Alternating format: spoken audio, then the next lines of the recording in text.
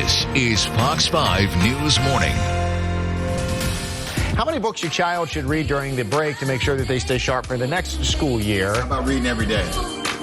Why am I not surprised it's coming from the side couch? You know, Why am I not parents should surprised? School is finally out, of course, for everyone in the D.C. region. So why not bring all the kids down by talking about how they need to keep their brains engaged over the summer?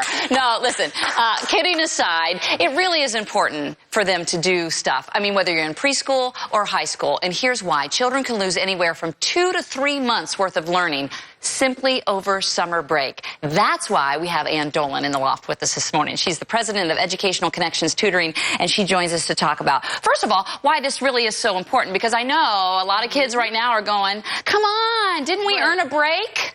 They are.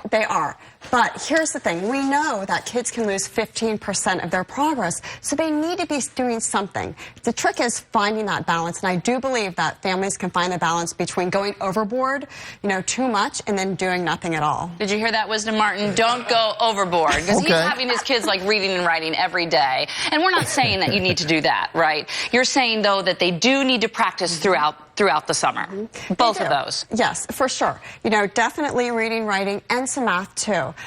If they want to do it every day, more power to you. Sometimes kids are resistant, though. So stop it. They are? Maybe not Wisdom's kids. Yes, they are. They're resistant. Certainly. So, anytime you can build it into a family routine, it's really helpful. For example, reading. We know that the magic number of books to avoid the slide in language arts and reading is 4. So anytime, that's doable. Right? 4 over 3 months. 4 books, and you can do that by setting up a routine with your kids. It could be something called Dear Time, which stands for drop everything and read.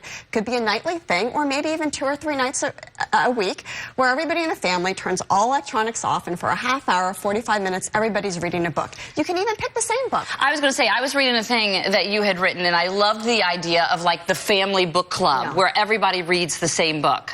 Yes, I love that idea, too. You have to be a little bit careful sometimes because you don't want your youngest child to be really reading a book that's too hard. Sure. So I love the idea of the 5-finger rule. And that's if your child mispronounces 5 words on the page, or even 4, the book is too hard. But if they only mispronounce 1 or maybe 2, the book is about at their level. So be sure you pick a book that your lowest reader in the family can read. Right. So if they nail everything, then it's too easy, too. It's too easy.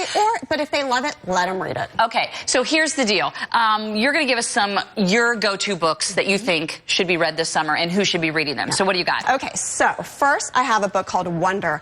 I love this book. It's one of my favorite books of all times. It's actually captivated over 1 million kids in the country, too. It's been on the New York Times bestseller list for a while. It's been out, actually, for a couple of years.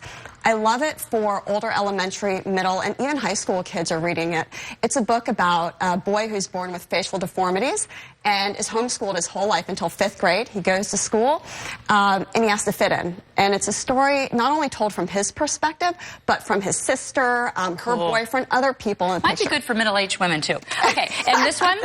Love it. This is by John Green, called Paper Towns. And he's written so many great books, Looking for Alaska, Fault in Our Stars. This movie adaptation is coming out next month. Anytime we have a book come out as a movie, kids will flock to it. So this is a great book for high schoolers. How do you get people to not, because I know a lot of teachers give summer assignments, to not wait until August?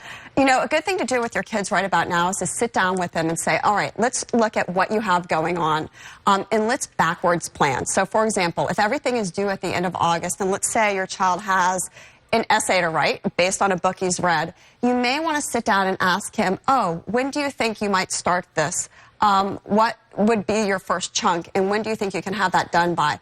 Put those dates onto a calendar and then pop that on the refrigerator so everybody sees it and there's accountability there. Love it. All right, I got my 2. I just got to pick out 2 more. And then all right, there you go. I'll stay up over the summer. And thank you so much. Really appreciate it. All great advice. I might even share with your kids, Wisdom.